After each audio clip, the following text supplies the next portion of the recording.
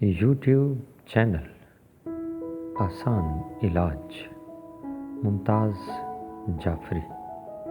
بسم اللہ الرحمن الرحیم۔ ناظرین السلام علیکم۔ امام جعفر صادق علیہ السلام فرماتے ہیں، اگر چاہتے ہو چھینک کم ہے تو مرزن جوش کا تیل استعمال کرو۔ امام علیہ السلام سے پوچھا گیا کتنا؟ آپ نے فرمایا درہم کے وزن کا چھٹا حصہ۔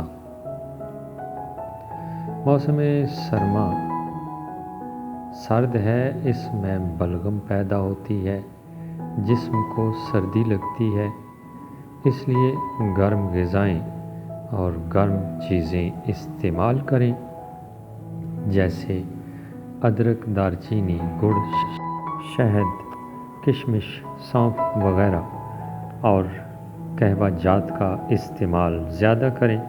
قہووں میں گڑ استعمال کریں۔ کھانسی، کالی مرچ و شہد۔